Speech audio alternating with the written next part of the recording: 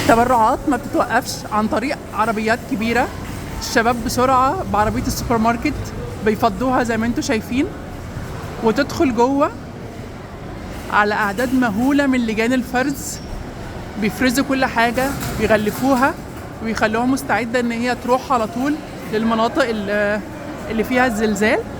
ده غير العربيات الصغيرة بتاعت الأفراد، كل واحد بيجيب اللي يقدر عليه، مواد غذائية، لبس، بامبرز، لبن، مية، ومحتاجين كل حاجة.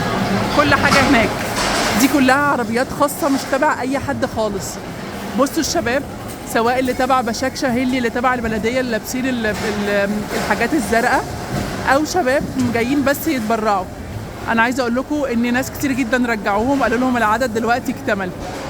واللي هناك دي الكراتين اللي بتحط فيها كل حاجة. لجان فرز ما بتوقفش من الساعة 9 الصبح لغاية الساعة 9 بالليل. عارفين كويس قوي إن كل دقيقة ليها تمن، وإن إزازة مية أو لبن أو جاكيت ممكن ينقذ حد.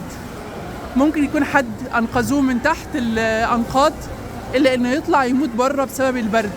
درجات الحرارة واطية جدا تحت الصفر. التلج لا يتوقف حقيقي من يوم الحد اللي فات والتلج ما وقفش. فممكن يكون جاكيت أو حاجة تدفي تنقذ روح إنسان، ولعلها المنجية. لعل ربنا سبحانه وتعالى ينجي كل واحد فينا بعمل صالح. دايما دايما هقول البركة في الشباب، الأمة دي لسه فيها الخير. شو عربيات الأفراد،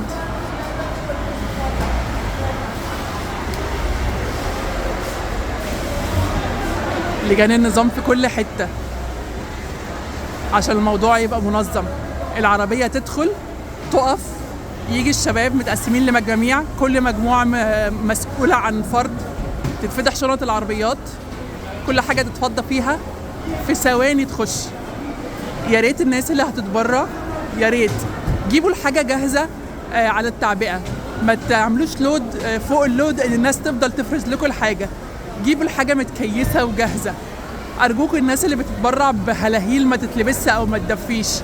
ارحموا الناس اللي هيتروح لهم الحاجات دي، وارحموا الشباب اللي هيضيع وقته في إنه يفرز هلاهيل. ساعدوا الناس بإن انتوا تجيبوا الحاجة جاهزة على التعبئة. بصوا، كل فرقة بتروح على العربية تقف، وفي ثواني كله يتفتح، وفي ثواني كله يتعبى.